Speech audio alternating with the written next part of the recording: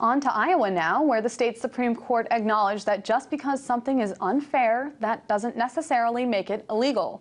Late last week, the court ruled in favor of dentist James Knight, who fired his dental assistant for being, quote, irresistible. This despite the fact that he described her as the best dental assistant he ever had. 32-year-old Melissa Nelson, a married mother of two, had been working at the office for over 10 years when Knight gave her a month's severance and then a swift kick out the door back in 2010. His reason? Nelson was a direct threat to his marriage because he was attracted to her. Now, apparently Dr. Knight asked Mrs. Nelson to repeatedly wear looser clothing.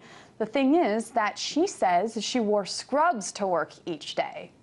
Now, the dentist's wife, who also works at the nearly all-female office, was most infuriated when she found out the two were exchanging text messages, although the messages were described mostly as work and family-related messages. However, according to the gender discrimination lawsuit filed by Melissa Nelson, if the conversation did turn inappropriate, it was always initiated by Mr. Knight himself. It's also important to note that the two never engaged in any sexual activity of any kind. Now, you're probably thinking the same thing I was when I first read the story. At first glance, it seems like a case that has gender discrimination written all over it.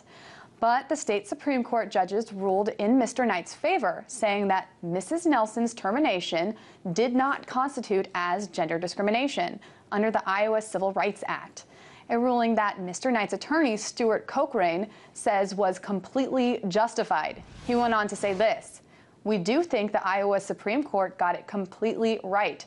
Our position has always been Mrs. Nelson's was never terminated because of her gender. She was terminated because of concerns her behavior was not appropriate in the workplace. She's an attractive lady. Dr. Knight found her behavior and her dress to be inappropriate." But here's another interesting moment from this case. According to the Iowa Supreme Court, the justices said that Dr. Knight acknowledges he once told Mrs. Nelson that if she saw his pants bulging, she would know that her clothing was too revealing. And then there's this. This is a picture of the Iowa Supreme Court. Notice anything off here?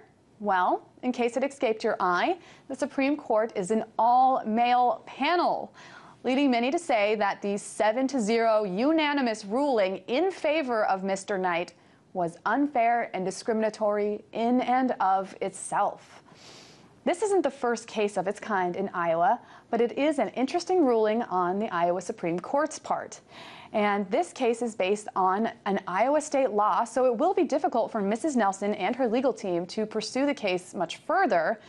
But there has been a lot of text written about the case, and perhaps dentist Knight can most relate to author Oscar Wilde, who famously said, quote, "I can resist anything but temptation."